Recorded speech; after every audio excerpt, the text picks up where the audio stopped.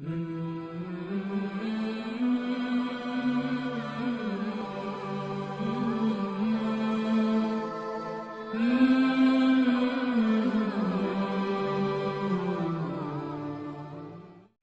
علیکم ورحمۃ اللہ وبرکاتہ۔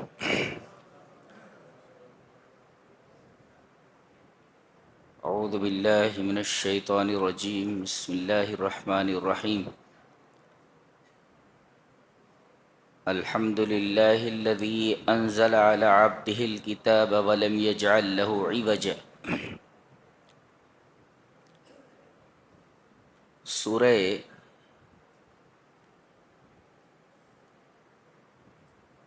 کہف چل رہی ہے،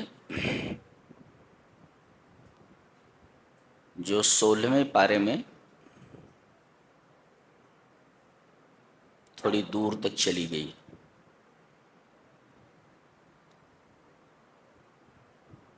اس سورہ کریمہ میں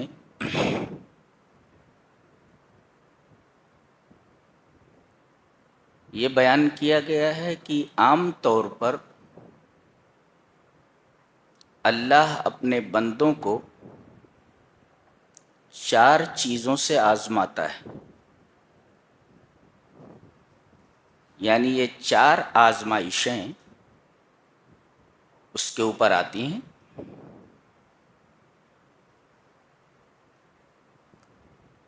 ایک ہے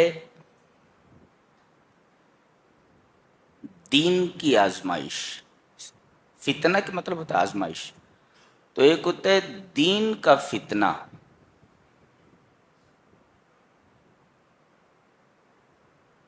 جس سے اصحاب کہف 2 4 ہوئے۔ یہ چند نوجوان تھے جو اپنے رب کے اوپر ایمان لائے اور ہدایت سے سرفراز ہوئے۔ وقت کی بے دین حکومت نے، وقت کے کافر اقتدار نے ان کے اوپر دباؤ ڈالا کہ یہ اپنے ایمان سے پھر جائیں۔ ظاہر ہے کہ یہ ایک آزمائش تھی۔ یہ نوجوان اپنے شہر سے بھاگ نکلے اور اللہ تعالیٰ نے انہیں نشانی بنا دیا۔ فرمایا گیا وَلَبِثُوا فِي كَهْفِهِمْ 300 سِنِينَ وَازْدَادُوا 9۔ آگے جا کر ایک غار میں چلے گئے اور اللہ نے ان پر نیند طاری کر دی، اور یہ 300 سال تک سوتے رہے،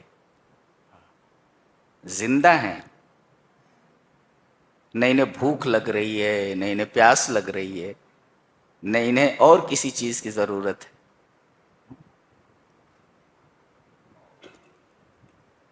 فرمایا گیا وَلَبِثُوا فِي كَهْفِهِمْ 300 سِنِينَ وَازْدَادُوا 9۔ یہ 300 سال تک سوتے رہے اور یہ زیادہ ہوئے 9 کے اعتبار سے، یعنی 300 اور اس پر 9 سال کا اضافہ۔ کیا مطلب ہے؟ مطلب یہ ہے، جیسا کہ بعض لوگ اس آیت کریمہ سے استدلال کرتے ہوئے بتاتے ہیں کہ 300 سالوں میں شمسی اور قمری اوقات میں، سالوں میں 9 سال کا فرق ہوا۔ یعنی جو شمسی سال ہوتا ہے سورج کے اعتبار سے، اور جو قمری سال ہوتا ہے چاند کے اعتبار سے، تو قمری اور شمسی اعتبار سے 300 سالوں میں 9 سال کا فرق ہوا۔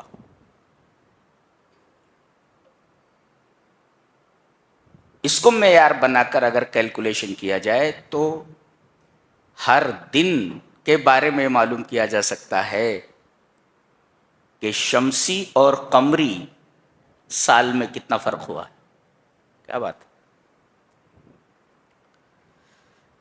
اور جب یہ بیدار ہوئے تو ان کی ایک بات رب تعالی نے بہت ہی نمایاں طریقے پر بیان فرمائی ہے. 300 سال تک سوتے رہے، پھر جب یہ اٹھے تو آپس میں باتیں کرنے لگے. کتنا سوتے رہے ہم لوگ، کتنا ٹھہرے یہاں پر.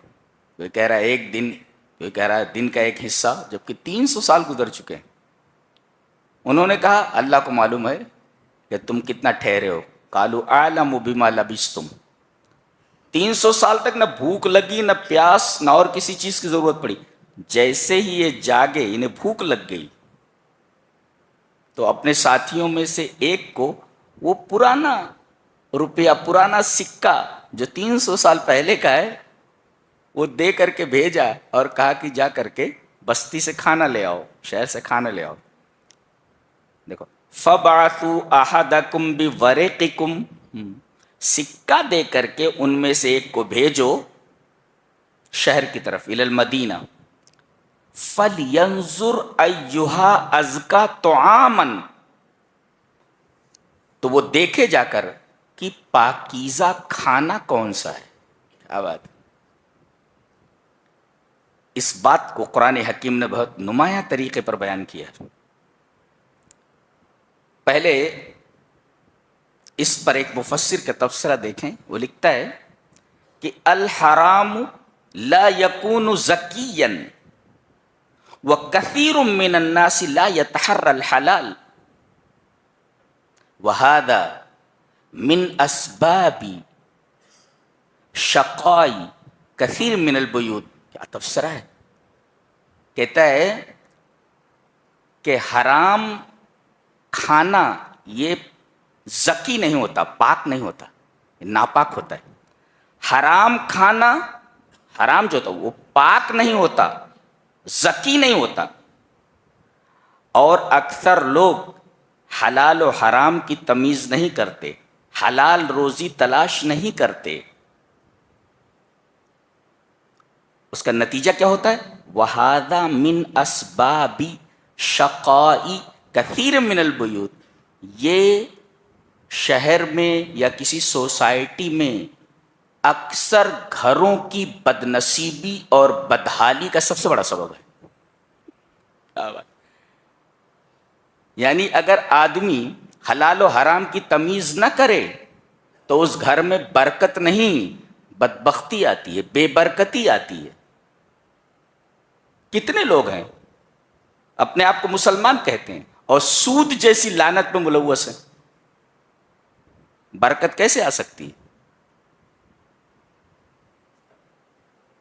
ان نوجوانوں کو دیکھو، ایک کو بھیج رہے ہیں پیسہ دے کر کے کہ لا کر کے پاک کھانا ہمیں دو، ناپاک نہیں. اب ذرا سوچو کہ یہ کیا چیز لے کر بھاگے تھے؟ توحید لے کر بھاگے تھے، اور اللہ نے انہیں سلا دیا.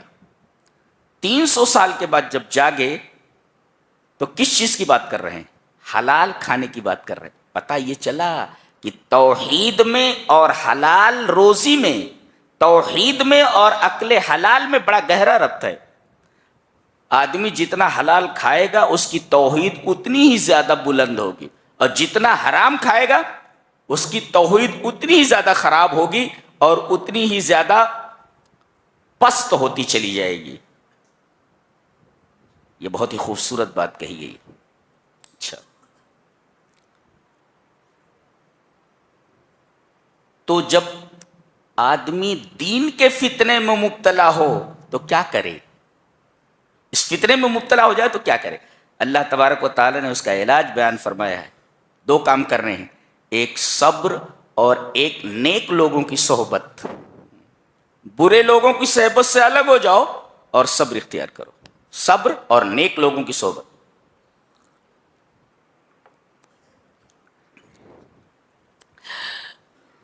سعدی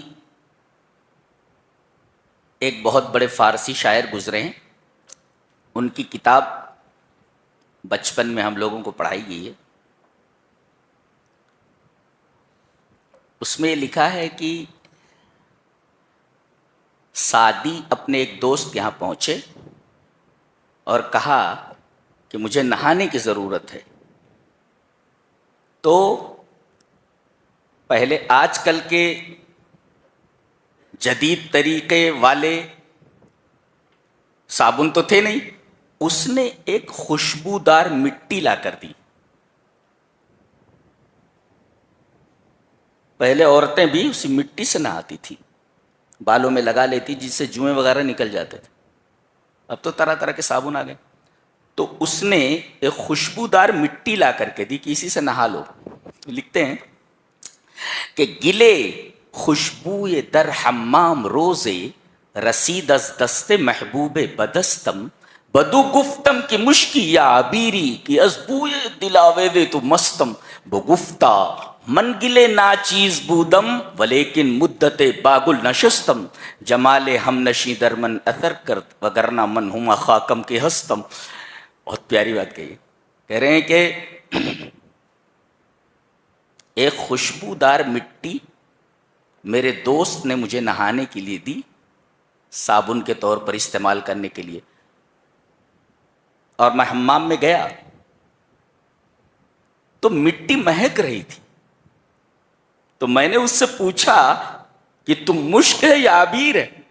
اس لیے کہ میں تیری دلاوے اس خوشبو سے مست ہو گیا ہوں.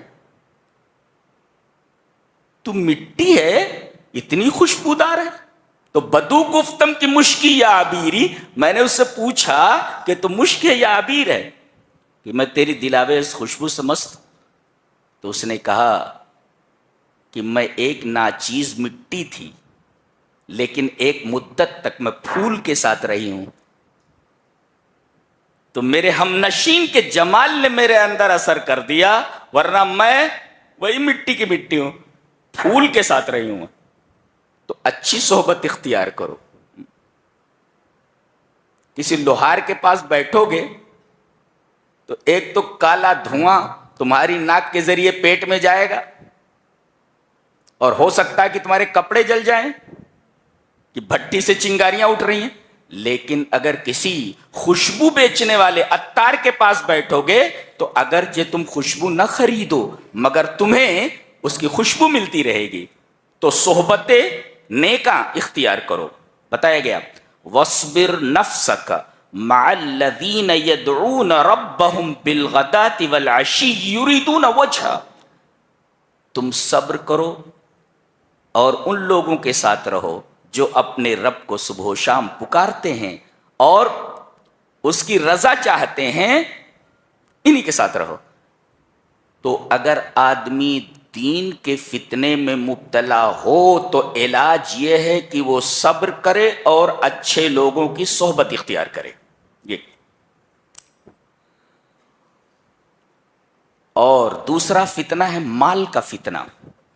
مال کے فتنے کے تعلق سے یہاں ایک نوجوان کا واقعہ بیان کیا جا رہا ہے کہ ایک مومن نوجوان ہے جس کا دوست کافر ہے، اور اس کافر دوست کے 2 باغ ہیں انگوروں کے، اور باغ کے چاروں طرف کھجوروں کے درخت ہیں، اور بیچ میں جو جگہ ہے خالی وہاں کھیتی ہو رہی ہے. وَكَانَ لَهُ ثَمَرٌ، اور یہ باغ دونوں کے دونوں بڑے پھل دیتے تھے. نوٹوں میں کھیل رہا تھا، رولنگ ان منی، بالکل نوٹوں میں کھیل رہا تھا. تو اس کا دوست اس سے ملنے کے لیے آیا، کہا کہ چل اپنا فارم ہاؤس دکھاتا ہوں، اپنا باغ دکھاتا ہوں. دکھایا. فقال لصاحبه وهو يحاوره انا اكثر منك مالا واعز نفرا. یہ کافر دوست اپنا باغ دکھاتے ہوئے اپنے مومن دوست سے کہتا ہے، وهو يحاوره، بات کرتے ہوئے، انا اکثر منك مالا واعز نفرا، میں مال کے اعتبار سے تجھ سے زیادہ ہوں، میرے پاس تجھ سے زیادہ مال ہے. واعز نفرا، اور میرے پاس لوگوں کی تعداد بہت ہے، نفری بہت ہے، کام کرنے والے بہت ہیں، میرے رشتہ دار بہت ہیں، بہت سے میرے بیٹے ہیں. نفر. اور باغ میں چلتے ہوئے داخل ہوتے کہنے لگا اپنے نفس پر ظلم کرتے ہوئے، قال ما اظن ان تبید هذه ابدا، میرا یہ باغ کبھی تباہ نہیں ہوگا. ٹھیک ہے، یہاں تک تو کہا اس نے. وما اظن یعنی میرا گمان یہ ہے کہ یہ باغ کبھی تباہ نہیں ہوا. اور وما اظن الساعة قائمۃ، اور میں سمجھتا ہوں کہ قیامت وامت کوئی چیز نہیں ہے، قیامت نہیں آنے والی ہے. دیکھو یہ دوسری بات، وما اظن الساعة قائمۃ، قیامت قائم ہونے والی ہی نہیں ہے. تیسری بات بڑی خطرناک ہے، وَلَئِن رُدِدتُّ إِلَىٰ رَبِّي، بفرض محال مان لو، سپوز اگر مرنے کے بعد زندگی ہوئی تو میں جب اپنے رب کی طرف لوٹ آیا جاؤں گا تو اس سے بہتر چیز مجھے وہاں ملنے والی ہے. لوگ یہ کہتے ہیں یہاں مل رہا ہے تو وہاں بھی ملنے والا ہے. یہ دیکھو مومن دوست کیا کہنے لگا، قال له صاحبه وهو يحاور اکفرت بالذی خلقک من تراب، ارے تو اپنے اس رب کا انکار کر رہا ہے جس نے تجھ کو مٹی سے پیدا کیا. خلقک من تراب ثم من نطفہ، پھر نطفے سے، ثم سواک رجلا، تجھے ایک معتدل اور بہترین نوجوان بنایا ہے. لیکن هو اللہ ربی، تم مان یا نہ مان، میرا اللہ ہی رب ہے اور میں اپنے رب کے ساتھ شرک نہیں کروں گا. ولا اشرک بربی احدا.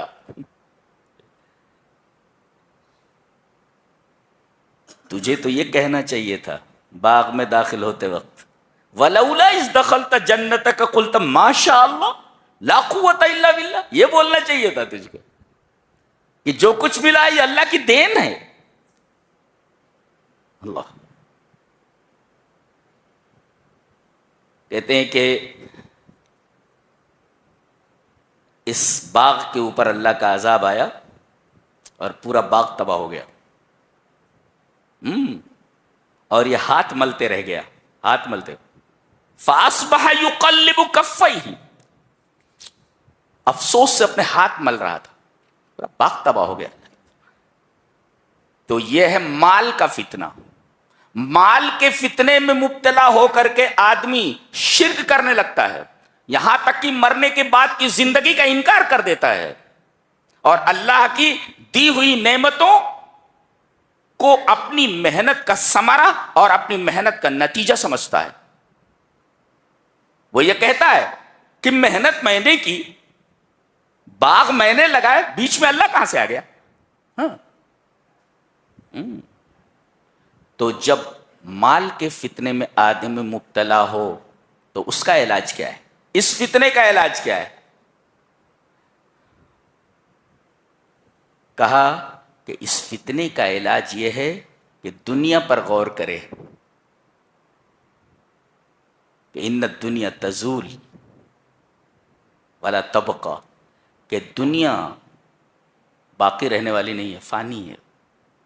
کتنا بھی پیسہ آدمی کے پاس ہو ایک دن اس دنیا سے چلے جانا. وہی فرمایا گیا وَاضْرِبْ لَهُمْ مَثَلَ الْحَيَاةِ الدُّنْيَا كَمَاءٍ أَنزَلْنَاهُ مِنَ السَّمَاءِ فَاخْتَلَطَ بِهِ نَبَاتُ الْأَرْضِ فَأَصْبَحَ هَشِيمًا تَذْرُوهُ الرِّيَاحُ وَكَانَ اللَّهُ عَلَى كُلِّ شَيْءٍ مُقْتَدِرًا. کیا بات ہے؟ کہا کہ دنیاوی زندگی کی مثال پانی کی طرح ہے جو آسمان سے نازل ہوئی، زمین کے پودوں سے ملی اور پھر اس کے بعد پودے اگے اور اس کے بعد کھیتی چورا چورا ہو گئی. تو آدمی مال کے فتنے میں اگر مبتلا ہو تو دنیا کے اوپر غور کرے کہ دنیا فانی ہے، یہ ہمیشہ رہنے والی نہیں ہے تیرے ساتھ. یہ تو اس عورت کی طرح ہے جس کا ہر رات ایک شوہر ہو. جی سعدی نے بالکل صحیح کہا ہے، نہ لائق بود عیش با دل برے کہ ہر بامدادش بود شوہر. ایسی دنیا سے، ایسی چیز سے دل لگانا بالکل درست نہیں ہے، ایسی عورت سے، ایسے محبوب سے دل لگانا بالکل درست نہیں جس محبوب کا ہر رات ایک شوہر ہو. یہ دنیا ایسی ہی ہے. اور اس کی مثال پانی سے دی گئی ہے. جی پانی کی خصوصیت یہ ہے کہ وہ ٹھہرتا نہیں ہو. اگر کہیں ٹھہرا بھی رہے تو ہوا چلنے کی وجہ سے مستری ہوتا ہے، ایسے لہریں پیدا ہوتی رہتی. اور کسی نے سچ کہا ہے کہ یہ دنیا پانی کی طرح ہے اور تمہاری زندگی ایک کشتی کی طرح ہے. یہ تمہاری زندگی کی کشتی پانی کے اوپر چل رہی ہے. جب تک پانی نیچے ہے تب تک تم بھی محفوظ ہو اور کشتی بھی محفوظ ہے. اگر پانی کشتی کے اندر آ گیا تو کشتی بھی ڈوب جائے گی، تم بھی اڑ جاؤ گے. تو دنیا کو دنیا کی اوقات میں رکھو. دنیا کو اگر کشتی میں لے آؤ گے زندگی کی تو تم بھی چلے جاؤ گے اور ایک کشتی بھی چلی جائے گی. تو دنیا فانی ہے، پانی سے تشبیہ دی گئی. اس کی کیا کتاب ہے، سبحان اللہ. یہ انسان کا کلام نہیں ہو سکتا. اس کتاب کو ہم نے کتنا مظلوم بنا رکھا ہے. بتانے پر سمجھ میں آتا ہے کہ کتنی بڑی چیز آپ لوگوں کے پاس ہے. تو آدمی دنیا کے فتنے میں مبتلا ہو، مال کے فتنے میں مبتلا ہو تو دیکھے کہ یہ مال ہمیشہ تیرے ساتھ رہنے والا نہیں ہے. یہ تیری ڈگری ہمیشہ تیرے ساتھ رہنے والی نہیں ہے. جب تک زندہ کہتے ہیں ڈاکٹر صاحب السلام علیکم، مر گیا تو کہتے ہیں لاش کو اٹھاؤ. اب ڈاکٹر نہیں بولتے اس کو، کہتے ہیں لاش کو اٹھاؤ.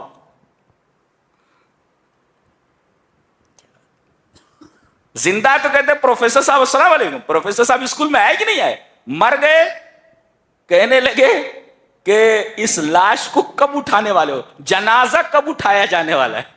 یہ نہیں کہتے پروفیسر صاحب کو کب اٹھانے والے ہو.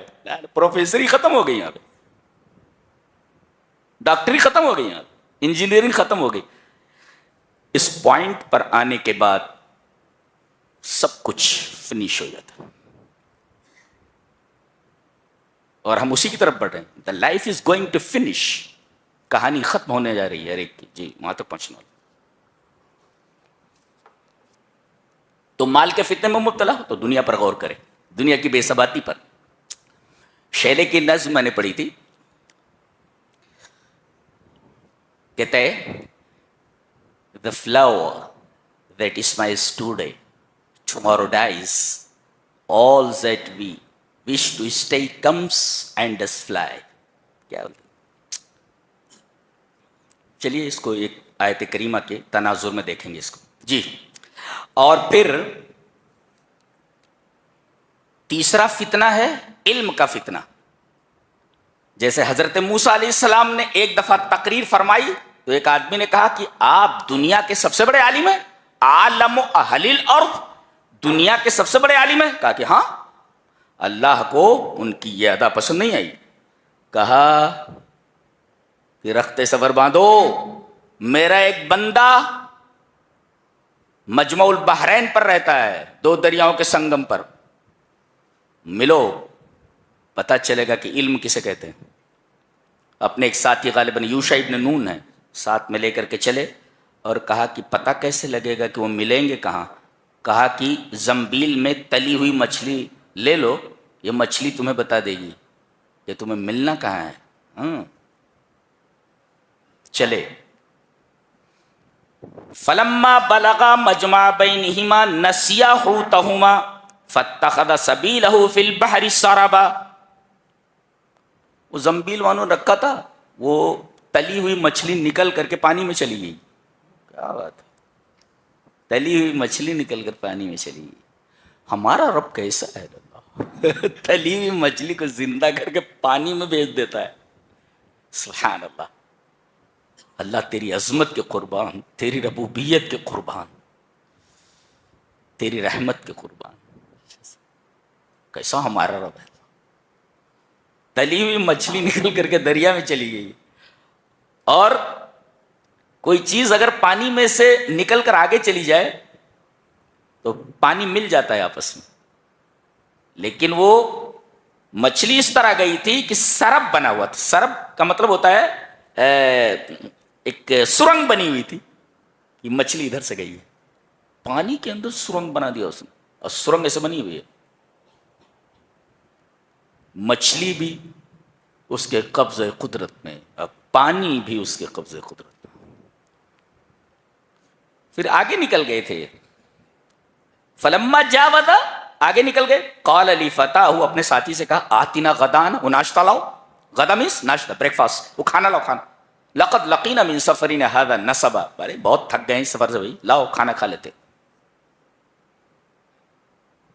کہنے لگے قال ارأیت اذ اوینا الی الصخرہ، وہ چٹان کے پاس جب ہم لوگ آئے تھے تو فینی نسیت الحوت، مچھلی کو میں بھول گیا. حوت مینس مچھلی، فش. فینی حوت مانے فش، مچھلی. فینی نسیت الحوت، اور بھولا کیوں؟ وما انسانیہ الا الشیطان ان اذکرہ، شیطان نے بھلا دیا، مجھے یاد ہی نہیں رہا. شیطان ایسے کاموں میں انسان کے پیچھے لگا رہتا ہے اور زیادہ سے زیادہ پریشان کرتا ہے. مارتا تو نہیں لیکن ہلکان بہت کرتا ہے، ہلکان بہت کرتا ہے. اور پہنچے واپس لوٹے، دیکھا فرتد علی آثارہما قصصا، اسی راستے پر دوبارہ پیچھے لوٹے، دیکھا کہ مچھلی اسی طرف سے گئی ہے. دیکھا ایک صاحب ہے، السلام علیکم. وعلیکم السلام. ملے یہ حضرت خضر ہیں. پھر کہنے لگے میں آپ سے پڑھنے کے لیے آیا ہوں. بولے میرے ساتھ رہ کر صبر نہیں کر سکتے؟ پتہ یہ چلا کہ آدمی تعلیم جب حاصل کرے تو بنیادی چیز اس کے لیے صبر ہے، صبر اور استقامت. ایک آئی اے ایس کی تیاری کرنے والے بچے کو کتنی محنت کرنی پڑتی ہے، ایک ایم بی بی ایس کے طالب علم کو پریپیئر ہونے کے لیے کتنی تکلیفوں سے گزرنا پڑتا. میرے بارے میں کہا جاتا ہے کہ میں ایک آئی ایس آفیسر لڑکے سے زیادہ محنت کرتا ہوں، زیادہ پڑھتا ہوں، ان سے زیادہ پڑھتا ہوں، میں کتابیں پڑھتا ہوں. بہت کم سوتا ہوں، عادت ہے میری، کتاب میری زندگی ہے. مجھے نیند نہیں آتی، کوئی کتاب اگر مل جائے ختم کے بغیر نہیں رکھتا میں، یہ عادت ہے.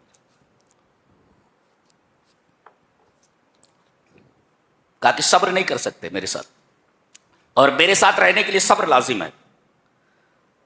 قال ستجدنی ان شاء اللہ صابرا ولا اعصی لک امرا.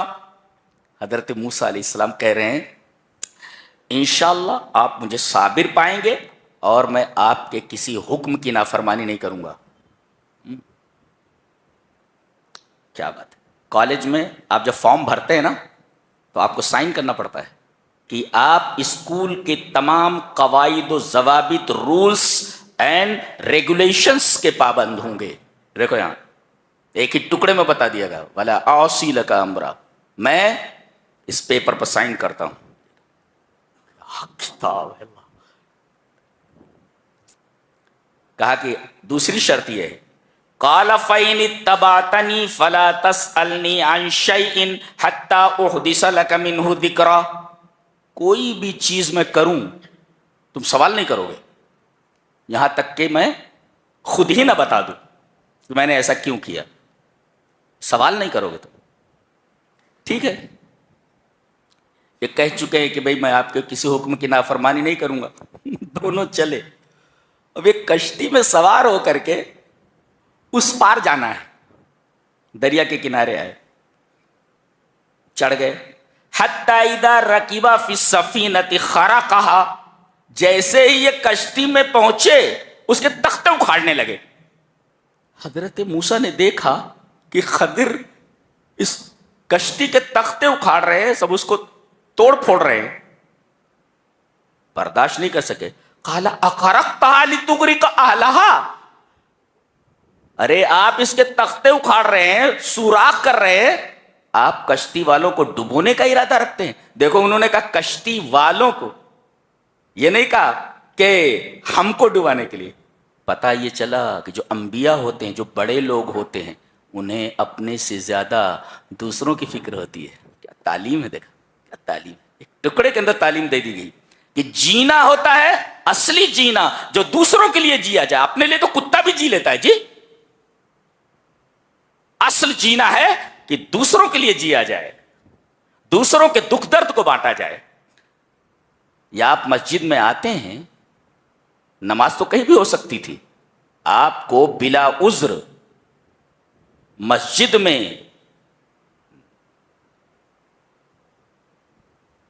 آنے پر وعید کیوں سنائی گئی کہ بلا عذر آپ مسجد میں نہیں آ رہے؟ جی، اس وجہ سے کہ آپ دیکھیں کہ میرا کون سا بھائی پریشان ہے، کس کو کیا تکلیف ہے. اگر آپ اس تکلیف کو دور کر سکتے ہیں آپ دور کریں، اس لیے آپ کو جمع کیا جاتا ہے، ورنہ یہ عبادت تو کہیں بھی ہو سکتی تھی. آپ دیکھیں امام کو کیا تکلیف ہے، مؤذن کو کیا تکلیف ہے، کوئی بیمار ہے نماز میں شامل ہے اس کو کیا تکلیف ہے، آپ کے پڑوسی کو کیا تکلیف ہے، چاہے وہ مسلم ہو یا غیر مسلم ہو. تو اصل جینا ہے دوسروں کے لیے جینا، ورنہ اپنے لیے تو کتا بھی جی لیتا ہے. دیکھو انہوں نے یہ نہیں کہا کہ ہم کو ڈبونے کا ارادہ ہے، کہہ رہے ہیں کہ کشتی والوں کو آپ ڈبو دیں گے ایسا لگتا ہے. بعض لوگوں نے اس کی تفسیر یہی کی ہے کہ انبیاء کو اپنے سے زیادہ دوسروں کی فکر ہوتی ہے، اور انبیاء جتنے بڑے لوگ ہوتے ہیں ان کی یہی عادت ہوتی ہے،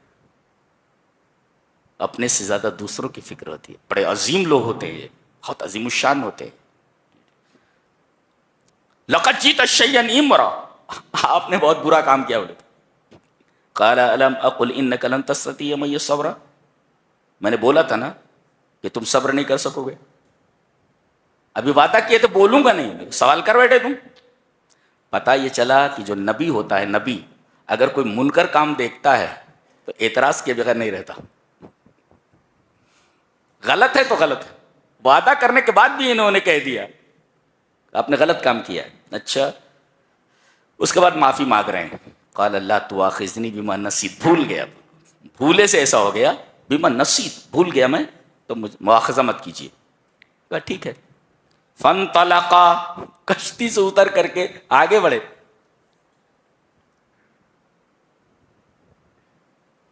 دریا کے اس پار جب پہنچے تو دیکھا ایک لڑکا کھیل رہا ہے، پکڑا، اس کی گردن مروڑ دی، مار کر کے پھینک دے ایک طرف.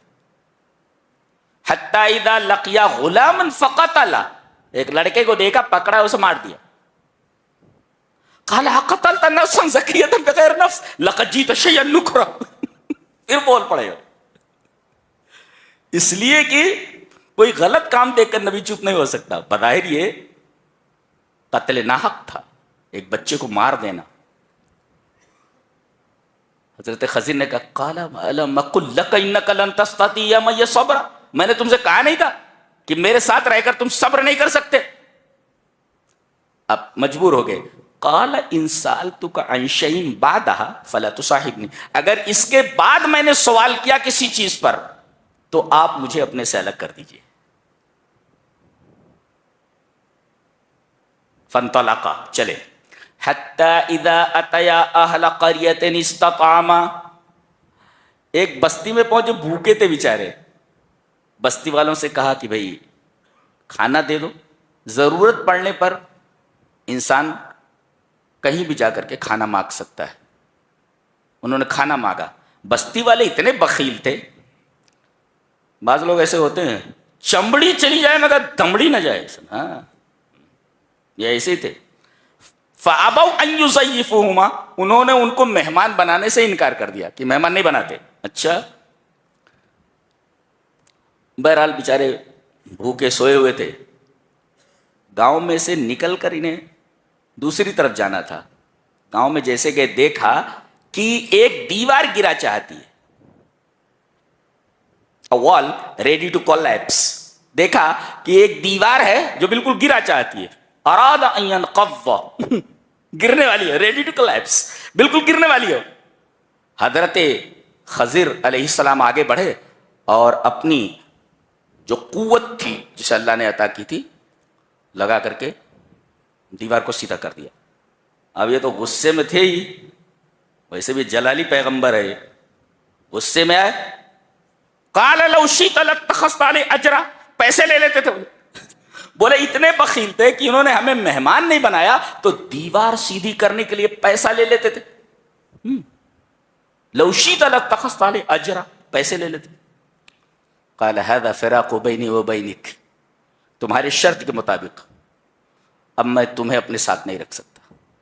چلو سوال یہ ہے کہ موسیٰ سیکھنے کیا گئے تھے اور کیا سیکھا؟ جواب یہ ہے کہ وہ اتنی بڑی یونیورسٹی تھی، حضرت موسیٰ جیسے عالم کا داخلہ بھی نہیں ہوا اس یونیورسٹی میں، اتنا بڑا عالم ہے خضر. یہ اللہ نے بتایا کہ تم کہتے ہو تم سب سے بڑے عالم ہو، میرے اس بندے سے ملو کتنا بڑا عالم ہے یہ. اب جب جانے لگے تو کہا کہ جن جن چیزوں پر تم صبر نہیں کر سکے اور سوال اٹھاتے رہے اس کی وجہ نہیں جاننا چاہو گے؟ ضرور. نبی کریم صلی اللہ علیہ وسلم کی حدیث ہے، آپ نے فرمایا کاش موسیٰ تھوڑا صبر کر لیتے تو پتہ نہیں کتنے عجائبات ہمیں سننے کو ملتے.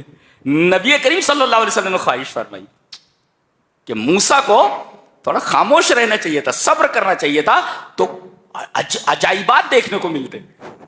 عجائبات دیکھنے کو نبی کریم ہمارے نبی نے خواہش ظاہر فرمائی کہ اگر موسیٰ تھوڑا صبر کر لیتے تو پتہ نہیں کتنے عجائبات دیکھنے کو ملتے. بہرحال صبر نہیں کر سکے.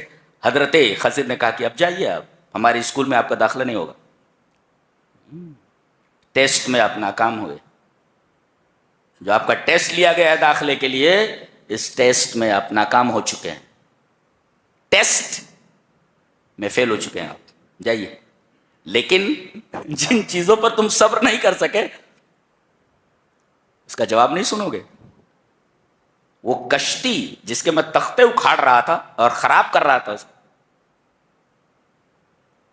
اما السفینۃ فکانت لمساکین یعملون فی البحر، یہ مسکینوں کی کشتی ہے، بیچارے بڑی محنت کرتے ہیں، مشکل سے ان کا گزارا ہوتا ہے، ان کے بال بچوں کا پیٹ بھرتا ہے، مسکینوں کا ہے. یعملون فی البحر، جو دریا میں کام کرتے ہیں. فاردت ان اعیبها، میں نے چاہا کہ اس کشتی کو عیبدار بنا دوں، اس لیے کہ آگے ایک بادشاہ ہے، بہت ظالم بادشاہ ہے، اچھی کشتی دیکھ لیتا ہے کشتی لے لیتا ہے. اس میں ایک مفسر نے بڑا اچھا نکتہ بیان کیا ہے کہ کبھی کبھی اللہ تبارک و تعالی چھوٹی مصیبت میں مبتلا کر کے بڑی مصیبت کو دور کر دیتا ہے. یہ دیکھو یہاں تختے توڑنے کی بات تھی، یہاں تو پوری کشتی ہاتھ سے چلی جاتی تھی. اچھی کشتی دیکھتا تھا غصب کر لیتا تھا. اس وجہ سے میں نے وہ کشتی کے تختے یا اس میں ہم نے خرق کیا. وَكَانَ وَرَاءَهُمْ مَلِكٌ يَأْخُذُ كُلَّ سَفِينَةٍ غَصْبًا، كُلَّ سَفِينَةٍ غَصْبًا، غصب کر کے وہ کشتی لے لیتا تھا غصب. وَأَمَّا الْغُلَامُ، بچے کی جس کی میں نے گردن مروڑی ہے، فَكَانَ أَبَوَاهُ مُؤْمِنَيْنِ، اس بچے کے ماں باپ مومن ہیں، ایمان والے ہیں. فَخَشِينَا أَن يُرْهِقَهُمَا طُغْيَانًا وَكُفْرًا، یہ اپنے ماں باپ کو آگے چل کر کے کہیں طغیان اور کفر میں نہ مبتلا کر دے، اپنے ماں باپ کے ایمان کے لیے خطرہ بن جائے. اللہ، یعنی ایمان ایسی قیمتی شے ہے کہ جان دی جا سکتی ہے، ایمان نہیں دینا چاہیے. جان چلی جائے کوئی پرواہ نہیں، ایمان ہاتھ سے نہیں جانا چاہیے. دیکھیں یہاں پر فَأَرَدْنَا أَن يُبْدِلَهُمَا رَبُّهُمَا خَيْرًا مِّنْهُ زَكَاةً وَأَقْرَبَ رُحْمًا. وہ بچہ تو مر گیا، حضرت خضر فرما رہے ہیں ان مومن ماں باپ کو اس سے اچھا بدلہ اللہ دینے والا ہے، بہترین اولاد دینے والا. یہ تو نافرمان اولاد ہے جو اپنے ماں باپ کے ایمان کے لیے خطرہ بن سکتی تھی. اللہ نیک اولاد دینے والا ہے ان کا. تو کبھی کبھی کوئی چیز اللہ لے لے تو ذہن میں بات رکھو کہ اس سے اچھی چیز دینے کا ارادہ فرمایا ہے اس نے. فَأَرَدْنَا أَن يُبْدِلَهُمَا رَبُّهُمَا خَيْرًا مِّنْهُ زَكَاةً وَأَقْرَبَ رُحْمًا. اس وجہ سے میں نے اس کو مارا کہ اپنے ماں باپ کے ایمان کے لیے خطرہ نہ بن جائے، اس لیے کہ ماں باپ اس کے مومن ہیں. اور یہ دیوار جو میں نے سیدھی کی، وَأَمَّا الْجِدَارُ فَكَانَ لِغُلَامَيْنِ يَتِيمَيْنِ فِي الْمَدِينَةِ، اس شہر کے اندر یہ گھر جس کی یہ دیوار تھی جس کو میں نے سیدھا کیا، یہ دو یتیم بچوں کی ہے اور اس کے نیچے خزانہ گڑا ہوا ہے. وَكَانَ أَبُوهُمَا صَالِحًا، ان کا باپ نیک تھا. حضرت ابن عباس فرماتے ہیں حُفِظَا بِصَلَاحِ أَبِيهِمَا، یہ دونوں یتیم بچے اپنے باپ کے مال سے محروم نہیں ہوئے، حضرت خضر کے ذریعے وہ مال اللہ نے بچا دیا، کیونکہ ان دونوں یتیم بچوں کا باپ نیک تھا۔ پتہ یہ چلا کہ نیکیاں نسلوں میں متوارث ہوتی ہیں۔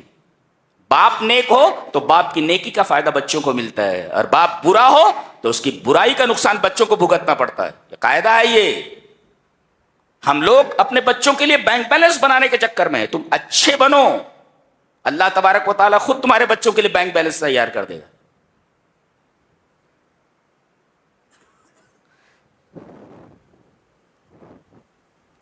وما فعلت عن امری، میں نے اپنی طرف سے یہ نہیں کیا ہے، پتہ چلتا ہے کہ یہ نبی تھے، اللہ تبارک تعالیٰ کے بتانے کی وجہ سے انہوں نے یہ سب کچھ کیا۔ آپ نے دیکھا کیسا علم ہے۔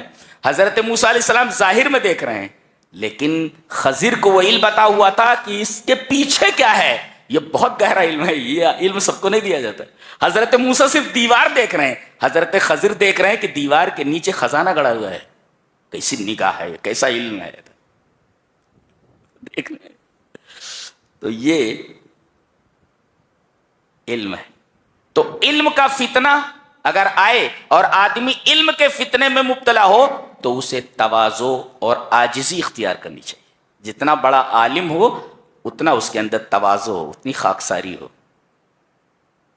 عالم کے اندر کبر نہیں آنا چاہیے، تکبر نہیں آنا چاہیے۔ علم جتنا بڑھے اسے اتنا زیادہ متواضع ہونا چاہیے، خاکسار ہونا چاہیے۔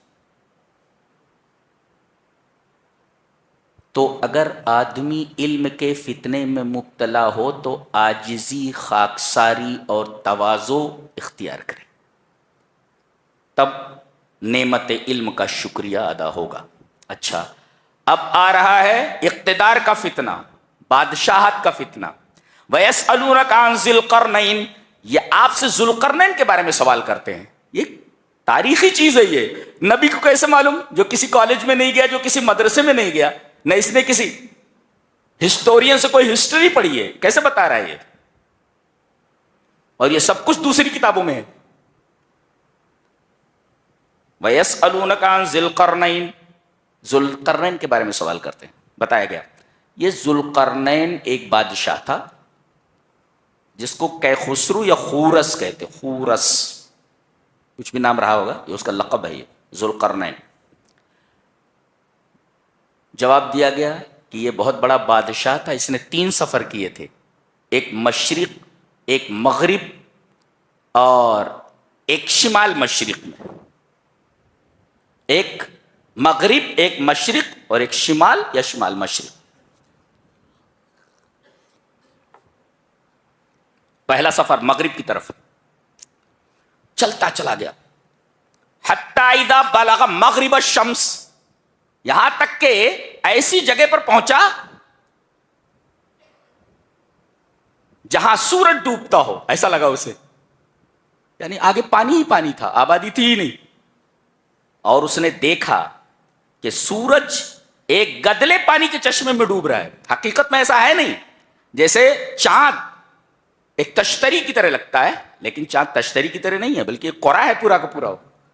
تو اس نے دیکھا کہ سورج ایک گدلے پانی کے چشمے میں ڈوب رہا ہو، اسے ایسا لگا۔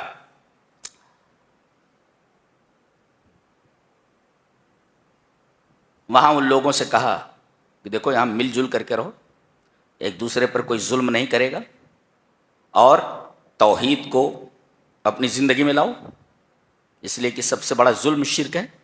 قلنا یا ذا القرنین اما ان تعذب و اما ان تتخذ فیہم حسنا قال اما من ظلم فسوف نعذبہ، جو بھی ظلم کرے گا اس کو سزا دوں گا۔ تو یہ مغرب کا سفر ہے۔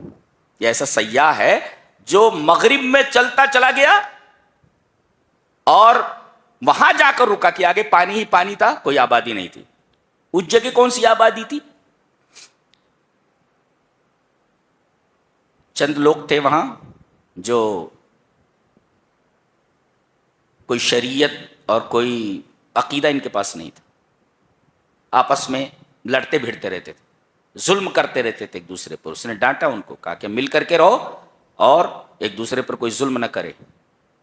اور وَأَمَّا مَنْ آمَنَ وَعَمِلَ صَالِحًا فَلَهُ جَزَاءً الْحُسْنَى، ایمان قبول کر لو، عمل صالح کرو، اچھے بن کر کے رہو، یہ ان کو بتایا اسے۔ اور پھر دوسرا سفر اس کا ہوا مشرق کی طرف، حتی اذا بلغ مطلع الشمس، یہ تو پہلا سفر تھا جہاں سورج ڈوبتا ہے وہاں تک پہنچا، اور دوسرا سفر جہاں سورج نکلتا ہے، ایسا لگتا ہے جیسے نکل رہا ہوں یہاں سے، وہاں پہنچا تو دیکھا کہ وہاں پر ایک ایسی قوم رہ رہی ہے جو گھر نہیں بناتی، ان کے اور سورج کے درمیان کوئی چیز حائل نہیں ہو رہی، کوئی پردہ نہیں ہے، ہو سکتا ہے ننگے رہے ہوں، بہت ساری جگہوں پر لوگ ننگے رہتے، مرد عورت سب ننگے رہتے، ننگے تھے، ان کے اندر کوئی تہذیب و تمدن نہیں تھا، کوئی سیویلائزیشن نہیں تھا ان کے پاس۔ پھر اس کے بعد یہ شمال کی طرف روانہ ہوا اور ایسی جگہ پر پہنچا جہاں ایک درہ تھا، اس درے کے دوسری طرف سے یاجوج ماجوج آ کر متمدن اور مہذب آبادیوں کے اوپر حملہ کرتے تھے اور لوٹ مار کر کے چلے جاتے تھے۔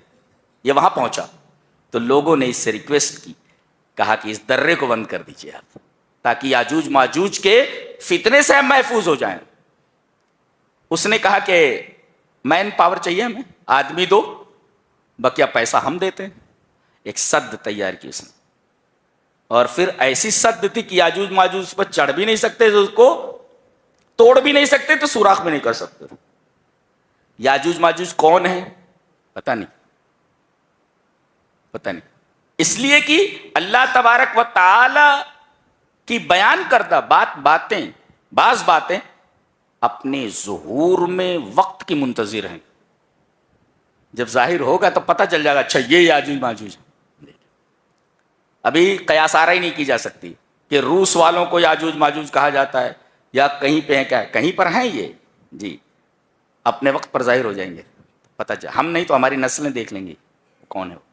تو قرآن حکیم کے بعض بیان کردہ واقعے اپنے ظہور میں وقت کے منتظر ہیں، وقت جب آئے گا تو پتہ چل جائے گا کہ یہ کون ہے اور کہاں رہتے تو کدھر سے نکلیں گے یہ۔ بہرحال وہ درے کو اس نے بند کر دیا۔ یہ بادشاہ تھا، آدمی کو اللہ جب بادشاہت دے، اقتدار دے، تو اسے کیا کرنا چاہیے؟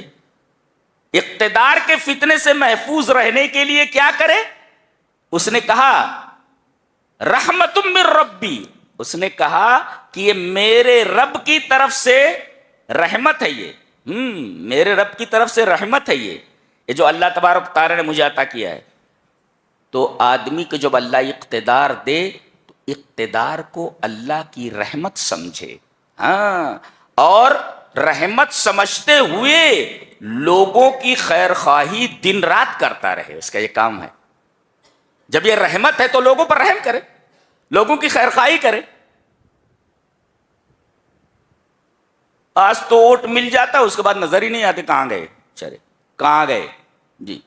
تو اقتدار میں آدمی جب آ جائے تو اسے اللہ کی طرف سے رحمت سمجھنا چاہیے کہ اقتدار اللہ کی رحمت ہے اور ہمیں لوگوں کے اوپر رحم کرنا چاہیے۔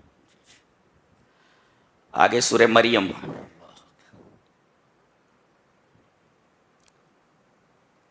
غور سے دیکھیں،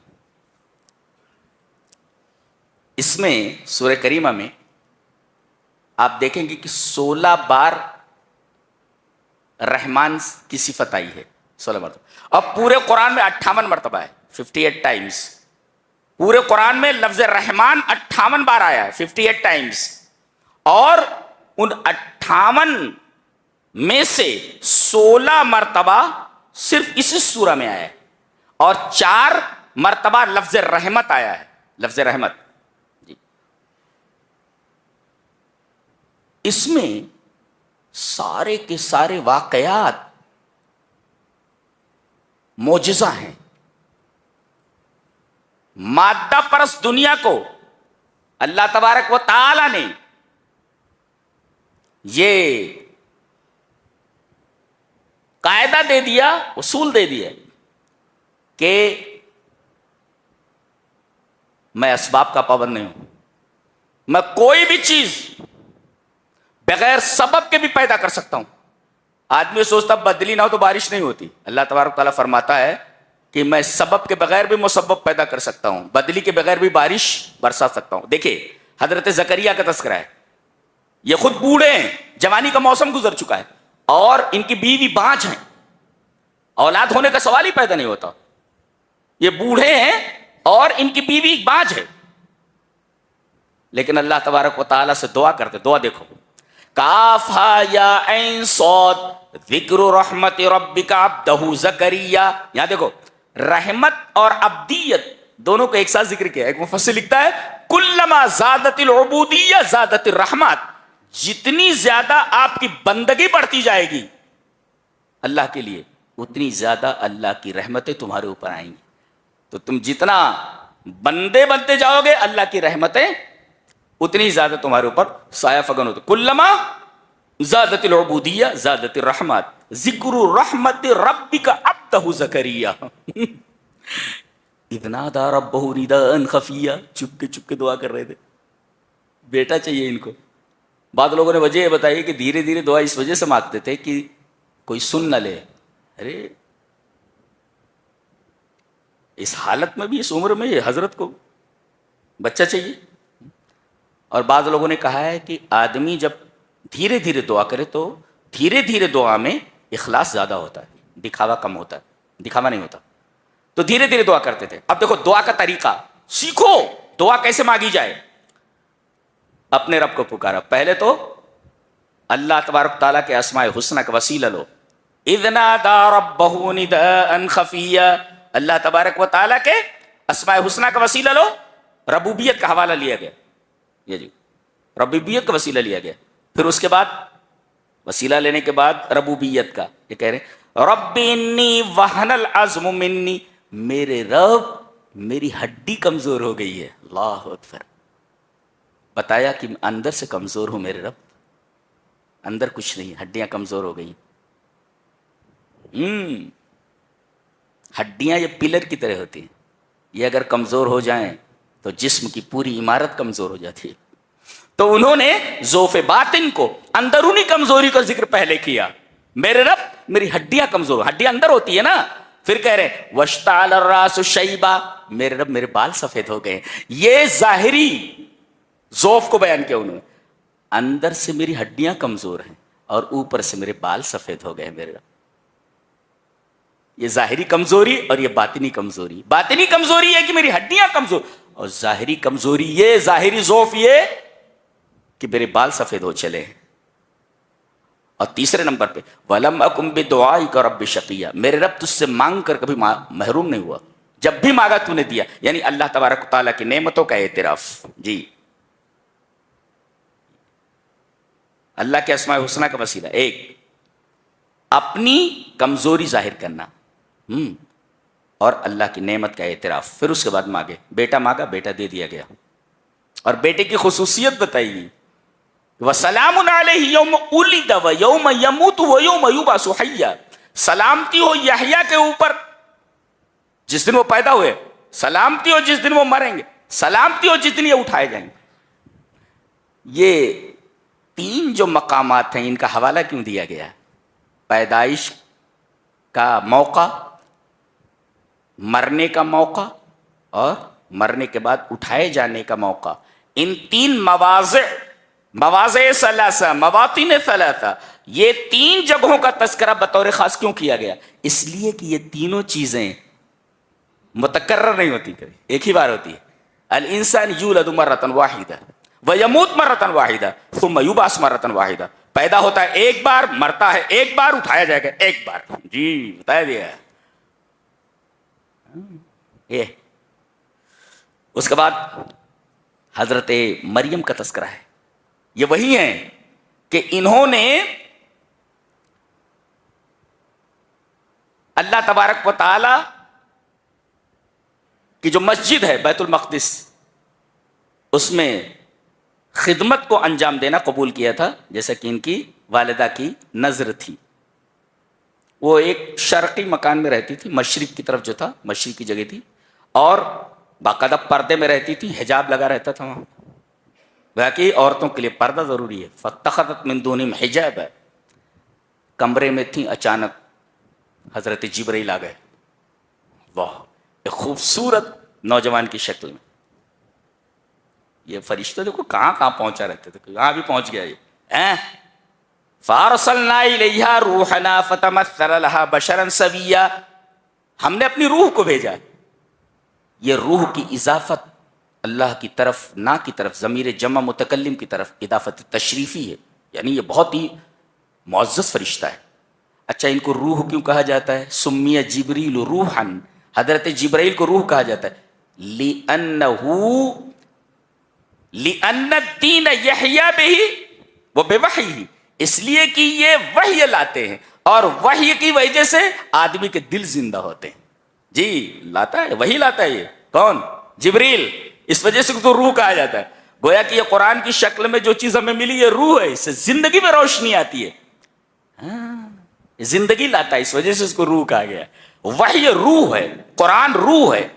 تو یہ روح لے کر کے آتا ہے، یعنی دین لے کر کے آتا ہے، وحی لے کر کے آتا ہے، کتاب لے کر کے آتا ہے، جس سے آدمی کی زندگی روشن ہو جاتی ہے، مری ہوئی چیز زندہ ہو جاتی ہے. ایسا دیکھو کوئی نہیں ہے وہاں پر، یہ نوجوان لڑکی ہے اور یہ خوبصورت نوجوان ہے. جیسے ہی انہوں نے دیکھا، کون ہے یہ، کدھر سے آ گیا ہے؟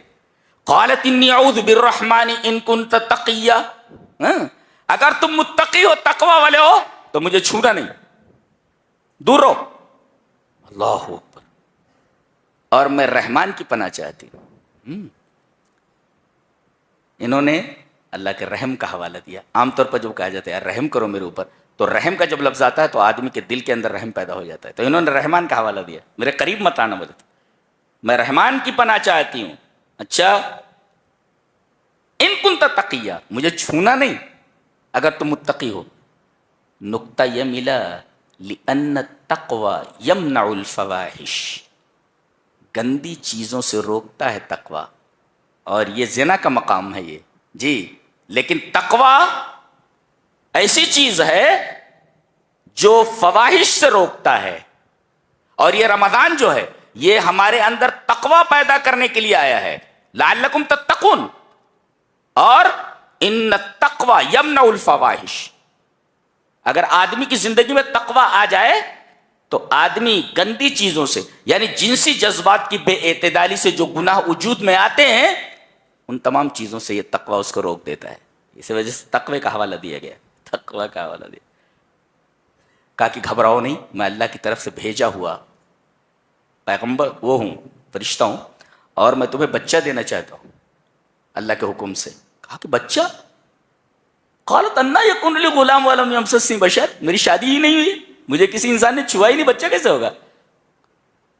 قال کذالک، ایسے ہی ہوگا، اور تیرے رب کے اوپر یہ آسان ہے. بغیر ماں باپ کے آدم کو پیدا کر سکتا ہے، تو صرف یہاں مرد نہیں ہے، عورت تو ہے نا. اللہ تبارک تعالیٰ کے لیے آسان ہے یہ. اچھا حاملہ ہو گئی وہ، ان کے گریبان میں انہوں نے پھونک مارا اور وہ حاملہ ہو گئی. اللہ اکبر. اب یہ پریشان ہو گئی جب حمل ٹھہر گیا، بولے میری شادی نہیں ہوئی، میں قوم کے پاس جاؤں گی کیسے؟ کہتے کہ 8 میل بھاگی چلی گئیں، جب ڈیلیوری کا ٹائم آیا اور ایسے مقام پر پہنچی، ایسی جگہ جس کو بیت الحم کہا جاتا ہے، جس کا تذکرہ عیسائی کتابوں میں بھی موجود ہے. بیت الحم پہنچی، 8 میل ہے وہاں سے، وہیں پر یہ بچہ ہوا.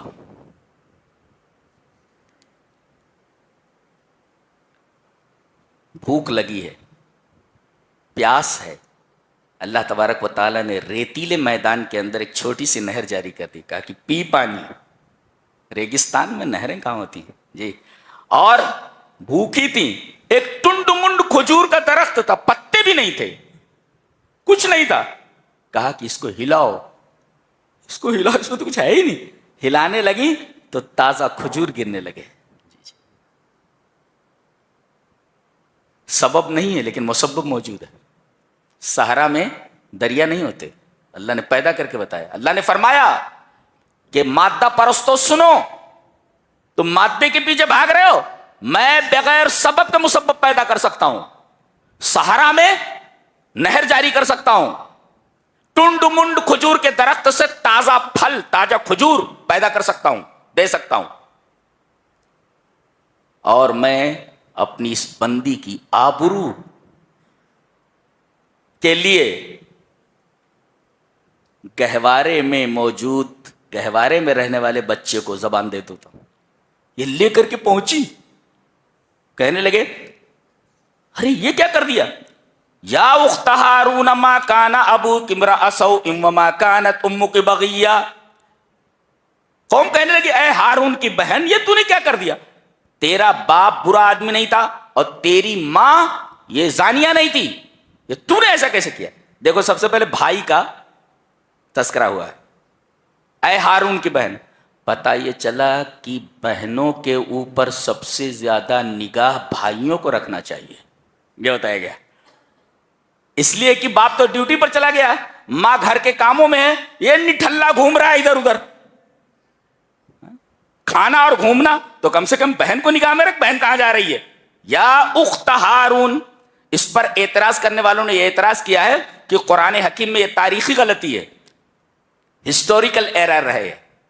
تاریخی غلطی کیا غلطی ہے بھائی؟ کہا گیا کہ ہارون کی بہن کہا گیا ہے، اور موسیٰ کے جو بھائی ہارون ہیں یہ ان سے 1500 سال پہلے گزر چکے ہیں، تو یہ ہارون کی بہن کیسے ہوئی؟ لہذا قرآن حکیم میں ہسٹوریکل ایرر ہے. جواب اس کا یہ ہے کہ سامی زبان میں اور دیگر زبان، اس وقت کی جو زبانیں تھیں، سامی زبان، ہیبریو، اس طریقے کی سریانی، ان زبانوں میں یہ دونوں لفظ استعمال کیے جاتے تھے، اخ اور اخت، بھائی اور بہن. ایسی بہنوں اور ایسے بھائیوں کے لیے جن کو کسی قبیلے کی طرف منسوب کرنا ہو یا جن کو کسی معزز ہستی سے منسوب کرنا ہو.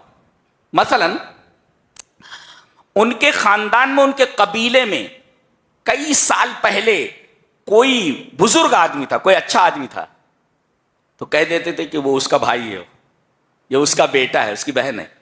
یہ تعبیر عام تھی اس زبان میں. تو حضرت مریم یہ یقیناً حضرت موسیٰ اور حضرت ہارون کے خاندان سے ہیں، لہذا اس وقت کے ماحول کے مطابق، طریقے کے مطابق ان کو کہہ دیا گیا کہ ہارون کی بہن ہے. لہذا ہسٹوریکل ایرر نہیں ہے، اس کی دلیل بھی قرآن میں موجود ہے. وَإِلَىٰ عَادٍ أَخَاهُمْ هُودًا. عاد کی طرف ہم نے ہود کو بھیجا. دیکھو پوری قوم کو ہود کا بھائی کہا گیا ہے، تو پوری قوم ان کی سگی، ان کے سگے بھائی اور سگی بہنیں تھی خطان میں. تو ایسے جو سگے بھائی نہیں ہوتے، نسبتی جو بھائی ہوتے یا کسی قبیلے کی طرف ان کا انتساب کیا جائے تو ان کی طرف بھی بہن اور بھائی کی نسبت کی جا سکتی ہے. یہ وہی ہے. کہا کہ یہ تو نے کیا کر ڈالا؟ فاشارت الیہ، نے اشارہ کیا. قالوا کیف نکلم من کان فی المہد صبیا. ہم بچے سے کیسے بات کر سکتے ہیں؟ بچہ بولتا تھوڑی ہے، یہ تو چھوٹا بچہ ہے، یہ کیسے ہم سے بات کرے گا؟ اب یہ کہہ ہی رہے تھے قال انی عبد اللہ، چھوٹے بچے ہیں، وہ گود میں ابھی پیدا ہوئے. کہا کہ میں اللہ کا بندہ ہوں. دیکھو سب سے پہلے حضرت عیسیٰ علیہ السلام کی زبان سے جو جملہ نکلا وہ یہ تھا کہ میں اللہ کا بندہ ہوں، سن آف گاڈ نہیں ہوں، میں سن آف گاڈ نہیں ہوں، میں اللہ کا بندہ ہوں. میں قرآن حکیم نے حضرت عیسیٰ علیہ السلام کا صحیح مقام بتایا ہے کہ آپ کا مقام کیا ہے، کہ آپ اللہ کے بندے ہیں اور بغیر باپ کے پیدا ہوئے ہیں. سب سے پہلے یہاں سوچنا ہی چاہیے کہ سب سے پہلے یہ کہنا چاہیے تھا بچے کو کہ میری ماں عفیفہ ہے، پاک دامن ہے، لہذا اسے کچھ مت کہو. لیکن ماں کے اوپر لگائے ہوئے الزام کو پہلے دور نہیں کیا انہوں نے. سب سے پہلے انہوں نے توحید کی دعوت دی، کہا کہ میں اللہ کا بندہ ہوں. کہیں یہ نہ سمجھ لو کہ میں اللہ کا بیٹا ہوں. جی اللہ کا بیٹا ہوں. پتہ ہی چلا کہ اللہ کا حق پہلے ہے، بندوں کا حق بعد میں. اور اللہ کا سب سے بڑا حق ہے کہ آدمی توحید کو اختیار کرے، اس کے ساتھ کسی کو شریک نہ کرے. گہوارے میں بولا ہے یہ نبی، جی قال انی عبد اللہ، میں اللہ کا بندہ ہوں. یہ حضرت عیسیٰ علیہ السلام ہے.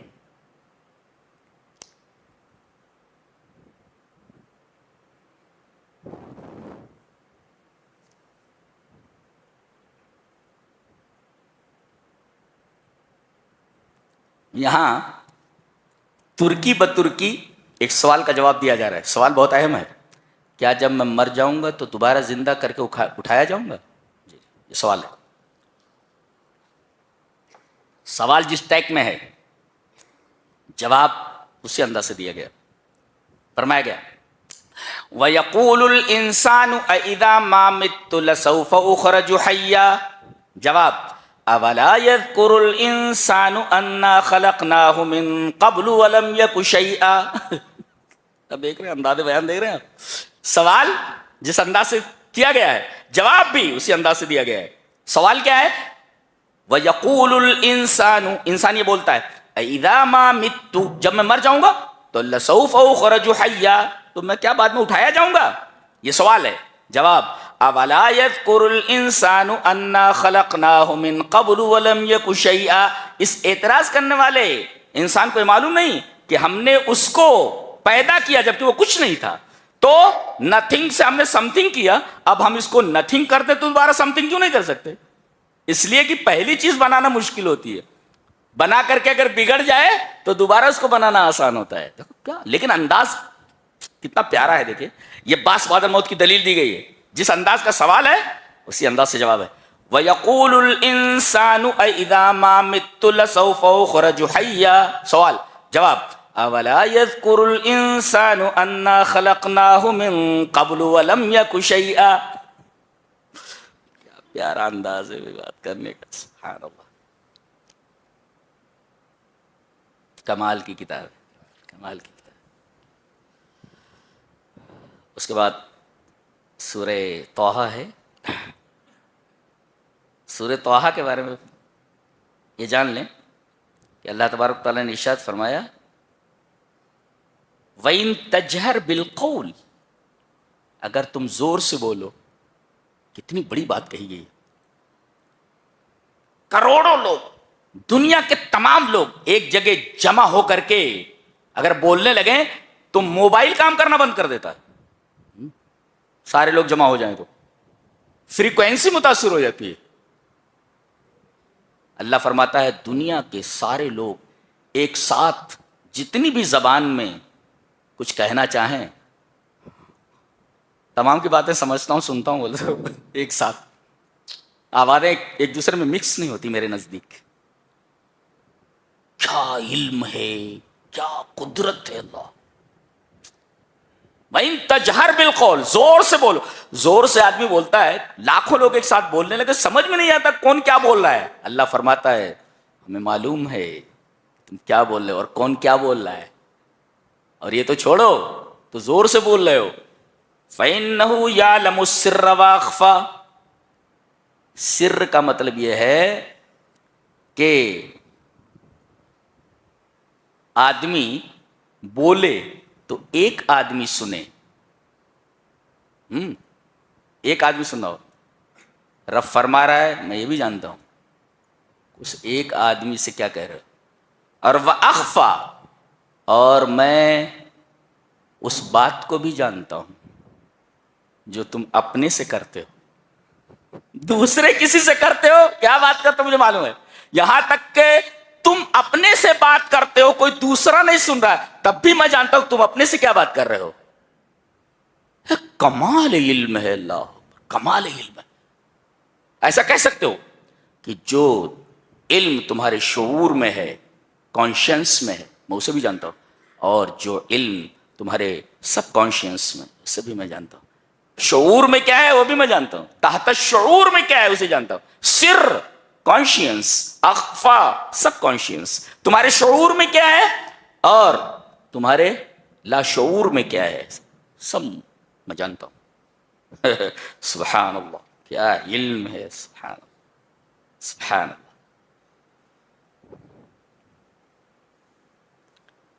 ایک نقطہ بڑا پیارا ہے یہاں پہ. اللہ تبارک تعالیٰ حکم دے رہا ہے موسیٰ کو اور ہارون کو, فرعون کے پاس جاؤ اور اسے میرا پیغام پہنچاؤ, شاید وہ نصیحت حاصل کر لے. یہی ابن معاذ کے پاس ایک آدمی آیا اور اس نے یہی آیت تلاوت کی. جی فَقُولَا لَهُ قَوْلًا لَّيِّنًا لَّعَلَّهُ يَتَذَكَّرُ أَوْ يَخْشَىٰ، فرعون کے پاس تم دونوں جاؤ اور اس سے نرم انداز میں میرا پیغام سناؤ. یحییٰ ابن معاذ کہتے ہیں کہ ایک آدمی نے یہی آیت تلاوت کی، کہنے لگے اے میرے رب، ھذا رفقک بمن یقول ما علمت لکم من الہ غیرہ، میرے رب تیری نرمی تیری مہربانی ایسے آدمی کے اوپر جو کہتا ہے کہ میں اپنے علاوہ کسی کو معبود جانتا ہی نہیں، کہتا ہے کہ میں ہی معبود ہوں، انا الالہ. تو اے اللہ تیری مہربانی اس شخص پر ایسی ہے جو کہتا ہے میں اللہ ہوں، تو تیری مہربانی اس شخص پر کیسی ہوگی جو کہتا ہو کہ لا الہ الا اللہ. کتنی پیاری بات کہی. میرے رب تیری مہربانی ایسے شخص پر جو کہتا ہو انا اللہ، میں اللہ ہوں، تو اس آدمی پر تیری مہربانی کیسی ہوگی جو کہتا ہو لا الہ الا اللہ. جی کہنے لگے کہ یہ تیری مہربانی ایسے آدمی کے اوپر ہے جو کہتا تھا انا ربکم الاعلی، میں تمہارا سب سے بڑا رب ہوں، تو تیری مہربانی اس شخص پر کتنی ہوگی جو سجدے میں جا کر کہتا ہو سبحان ربی الاعلی. اللہ خوش ہو جاؤ، اللہ تبارک و تعالیٰ نے آپ کو مسجد سے جوڑ رکھا ہے، قرآن حکیم سے جوڑ رکھا ہے، توحید سے جوڑ رکھا ہے. اتنی بڑی خوش نصیبی اور نہیں ہو سکتی. زندگی کا کیا ہے، اب ہے تب نہیں ہے کوئی، سب سے ان گارنٹیڈ چیز اگر ہے تو زندگی ہے، کوئی گارنٹی نہیں. کیا گارنٹی دے سکتا ہے کوئی؟ مسجد سے باہر نکلیں آپ زندہ رہیں گے؟ موت کا فرشتہ کبھی بھی آ سکتا ہے.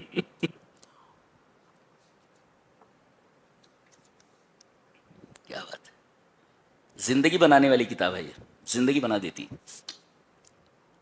اس کے بعد سامری کا تذکرہ. سامری جب موسیٰ علیہ السلام بنی اسرائیل کو لے کر کے نکلے اور دریا کے اس پار ہو گئے اور فرعون اپنے لشکر کے ساتھ ڈوب گیا، تو بنی اسرائیل کے ساتھ ساتھ یہ سامری نام کا آدمی یہ بھی ساتھ ہو لیا. در حقیقت یہ منافق تھا، جی منافق تھا یہ. اور یہ ایک قبیلہ سامرا کا رہنے والا تھا، قبیلے کا نام تھا سامرا، اس وجہ سامری کہا جاتا. یا ایک بستی کا نام سامرا تھا، اس کی طرف منسوب ہو کر کے اس کو سامری کہا جاتا. قبیلے کا نام تھا سامرا، اس وجہ سے اسے سامری کہا جاتا. یا گاؤں کا نام سامرا تھا، جیسے کرنولی، تو ایسے سامرا گاؤں تھا، سامری کہا جاتا. یہ منافق تھا. حضرت موسیٰ علیہ السلام جب کوہ طور پر اللہ نے بلایا تورات دینے کے لیے، اس کو موقع مل گیا. حضرت ہارون علیہ السلام منع کرتے رہے، لیکن اس نے تمام زیورات جمع کر کے، کہتے ہیں کہ یہ زیورات بنی اسرائیل نے فرعونیوں سے ادھار لیے تھے اور بھاگتے ہوئے دے نہیں پائے تھے، تو کہہ رہے تھے کہ یہ جو ہمارے لیے جائز نہیں ہے.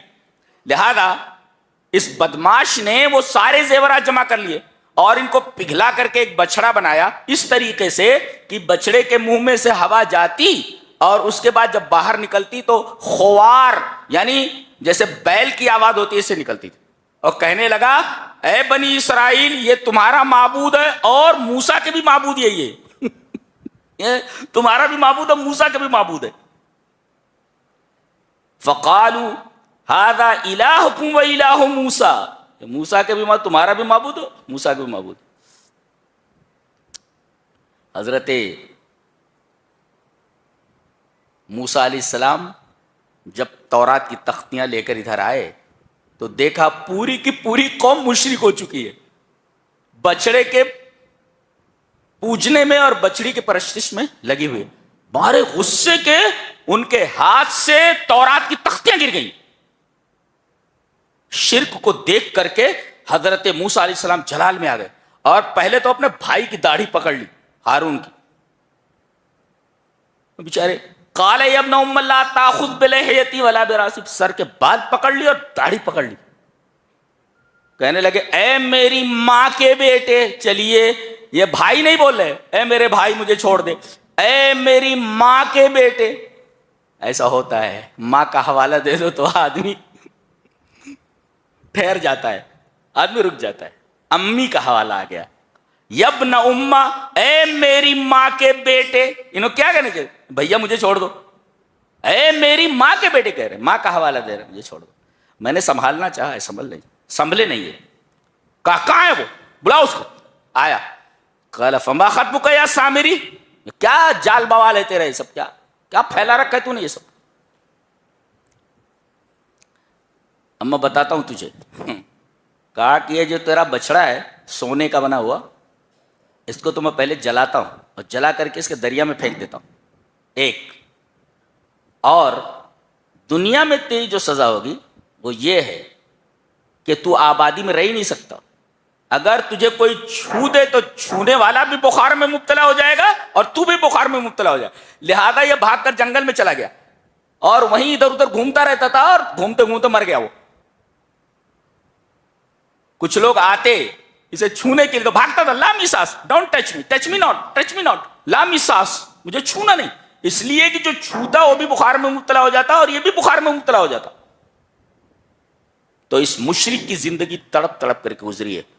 اور جہاں تک اس بچڑے کی بات تھی, حضرت موسیٰ علیہ السلام نے کہا وانظر الی الہک الذی ظلت علیہ عاکفا, جس کا اعتکاف کیے بیٹھے تیرے اپنے معبود کی, میں کیا کرتا ہوں, لنحرقنہ, اسے جلا دے. اس میں بھی معجزہ ہے.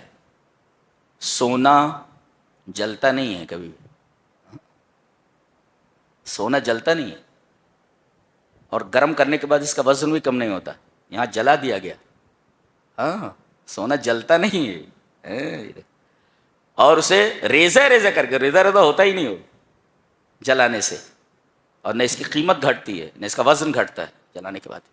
یہ عجیب و غریب میٹل ہے یہ. اللہ, ثم لننسفنہ فی الیم نسفا, پھر دریا میں پھینک دیتا ہوں ریزہ کر کے, راکھ بنا کر کے. اس کا راکھ ہوتا ہی نہیں, راکھ بنا کر کے اسے میں دریا میں پھینک دوں گا. ارے سونا راکھ بنتا ہی نہیں جلانے کے بعد, اس کا وزن کم نہیں ہوتا. معجزے کا ظہور ہوا, اور وہ بھی ایسے گھومتا گھامتا وہ مر گیا. وہ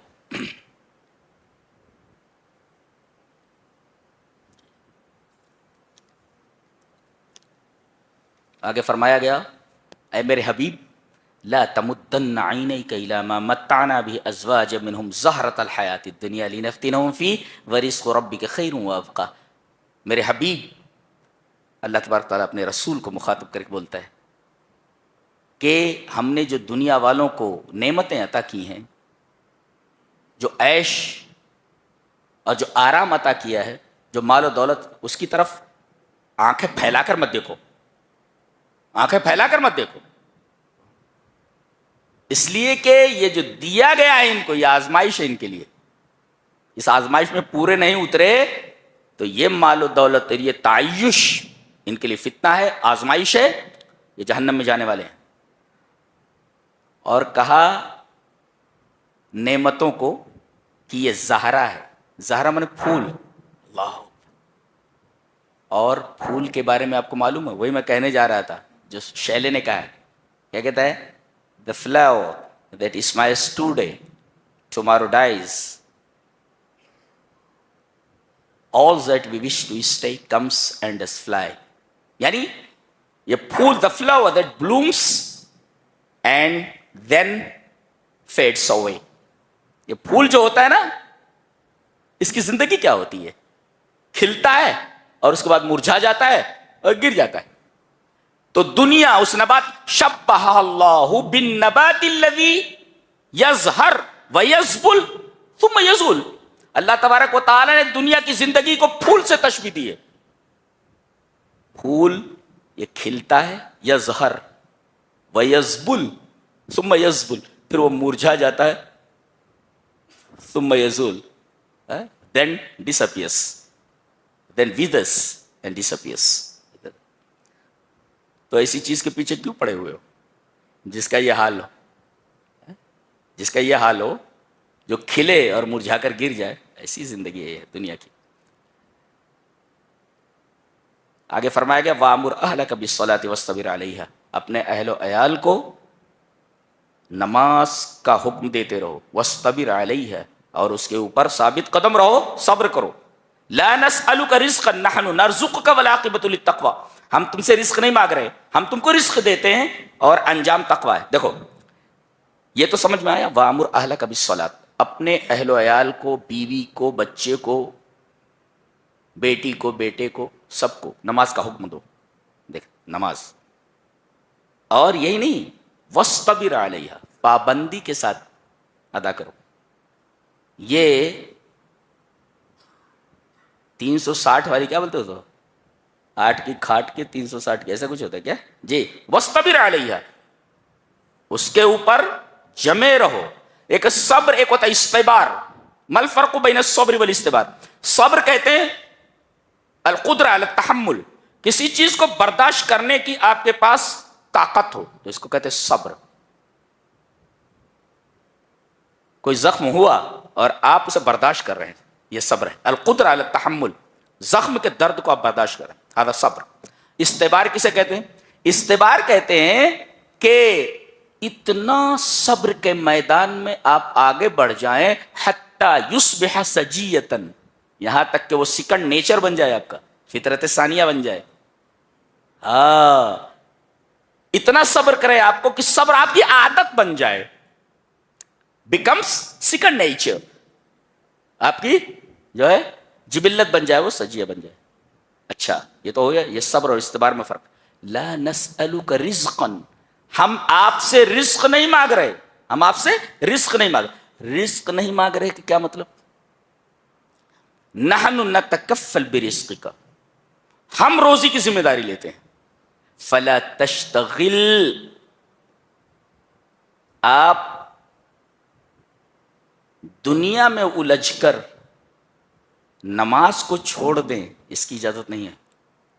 بعض لوگ ہیں، ارے کہاں جا رہے، نماز پڑھی؟ بولے نہیں، ارے وہ دکان میں ذرا کسٹمر زیادہ آ گئے تھے اس کی وجہ سے نماز چھوٹ گئی. یہ دیکھیں اللہ نے فرمایا روزی ہم دیتے ہیں، دکان نہیں. لا نسألک رزقا نحن نرزقک، نحن نرزقک، ہم تمہیں روزی دیتے ہیں. لہذا تم روزی کو نماز سے غفلت کا ذریعہ نہیں بنا سکتے، سبب نہیں بنا سکتے.